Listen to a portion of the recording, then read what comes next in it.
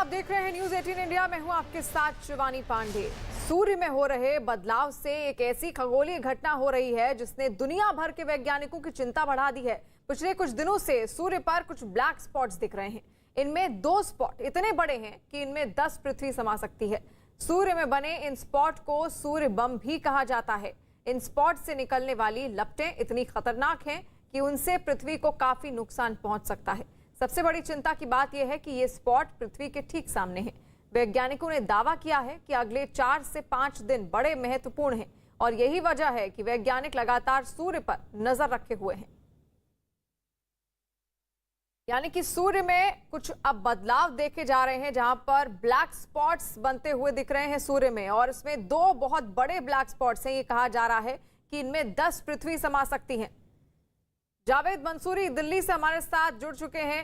जावेद, इस पूरे मसले को लेकर क्या कहना है वैज्ञानिकों का?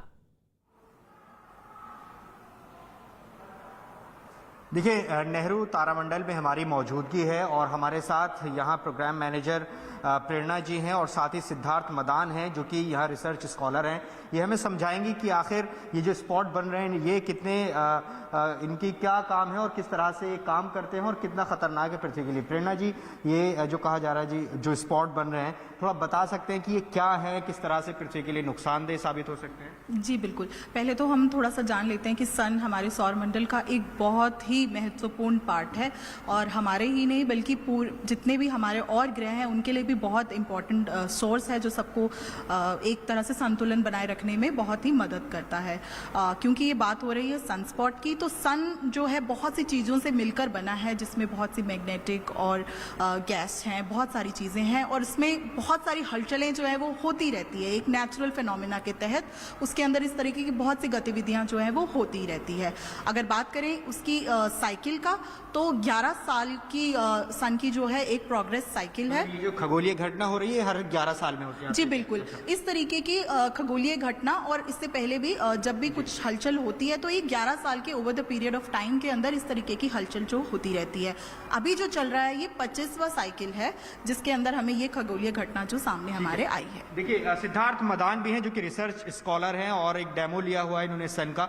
सिद्धार्थ, हमें किस तरह से समझाएंगे कि ये जो आज खगोलीय घटना हो रही है और ये पृथ्वी के लिए किस तरह से नुकसानदेह साबित हो सकती है? जी, मैं बारी बारी से यही कोशिश करूंगा समझाने की कि जैसे सन का एक सॉर्ट ऑफ सैंपल है मेरे हाथ में। अगर सन के, जैसे यहाँ पे भी एक डायग्राम में दिया हुआ है, सन के इक्वेटर से जितनी हम दूर जाते जाएंगे तो सन की रोटेशन स्पीड अलग होती है, उसकी घूमने की गति अलग चेंज होती है। और इक्वेटर के आजू बाजू ये जो बटरफ्लाई डायग्राम कहा जाता है, ये दिखाता है कि इक्वेटर के कितने नज़दीक सोलर स्पॉट्स होते हैं। ये डार्क और ब्राइट स्पॉट्स होते हैं जो यहाँ पे दिए गए हैं। अभी इस बार ये कहा जा रहा है जो स्पॉट है ये पृथ्वी के बिल्कुल सामने है, इससे कितना क्या क्या नुकसान हो सकता है? ये स्पॉट है एक्चुअली में क्या करते हैं कि ये एक डार्क रीजन जो है और वैसे ही उसके कॉरस्पॉन्डिंग एक वाइट रीजन भी होता है और उनको कनेक्ट करने के लिए मैग्नेटिक फील्ड लाइंस सन के ऊपर से होकर यू शेप में गुजरती है।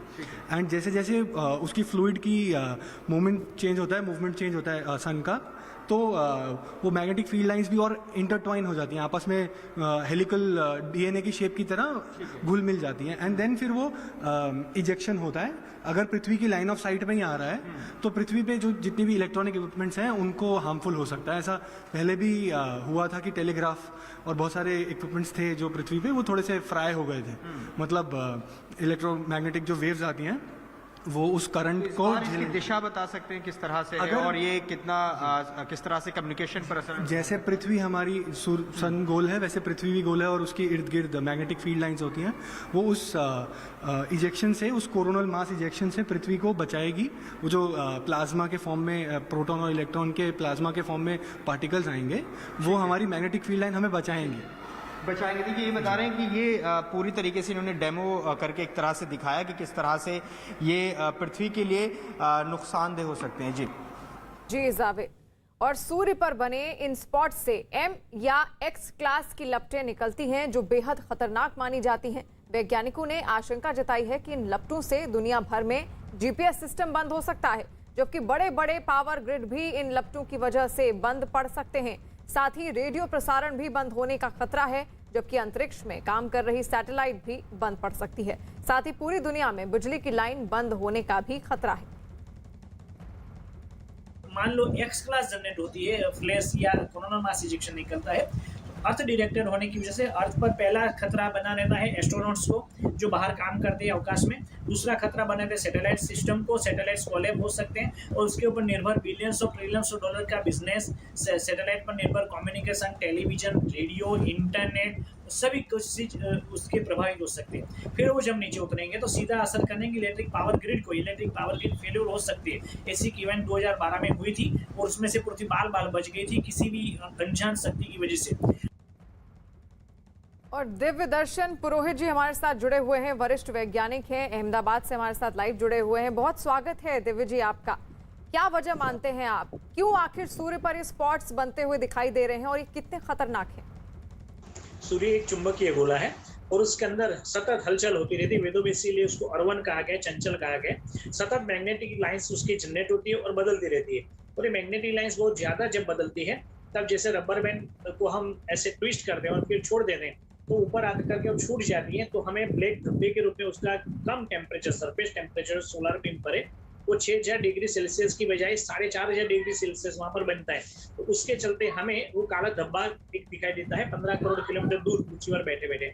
ये सनस्पॉट है और सनस्पॉट में जब ये ट्विस्ट होती है तो उसके लूप निकलते हैं, सोलर फ्लैश जनरेट होती है और सोलर फ्लैश अगर बहुत ताकतवर होती है तो उसमें से सूर्य का प्लाज्मा नाम का मटेरियल है जिसको कोरोनल मास इजेक्शन बोलते हैं वो भी निकलता है। और चूंकि जब वो अर्थ डिरेक्टेड होता है, अभी वर्तमान में 3 स्खलन ऐसे जो अर्थ के सामने, उसमें से 2 2866 और 2867 दो पृथ्वी से 10-10 गुना बड़े कलंक है वो पृथ्वी के ठीक सामने चल रहे हैं। उसमें से अगर कोरोनल मास इजेक्शन निकलता है तो 2 से 5 दिन तक पृथ्वी पर आ जाएगा।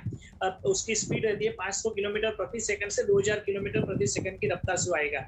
और अगर उसमें से रेडिएशन निकलता है, एम क्लास फ्लेयर्स या एक्स क्लास फ्लेयर्स निकलती है तो रेडिएशन लाइट की स्पीड से चलता है तो वो हमारे 8 मिनट के भीतर आ जाएगा।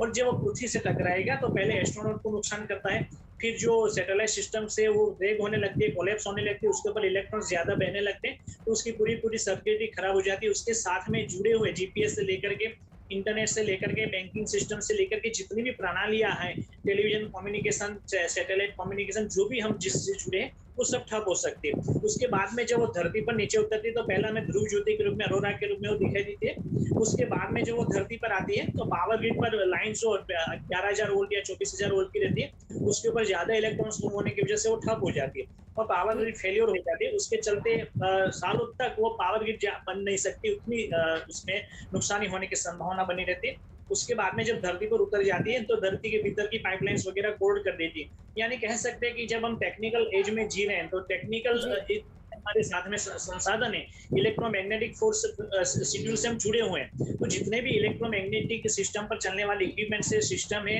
टेक्निकल प्रणाली है, अगर वो ठप हो जाती है एक्सप्लार उससे फ्लेयर से तो आने वाले समय में हमको इतनी डेब्रिस गिननी पड़ेगी जैसे 2012 में आया था।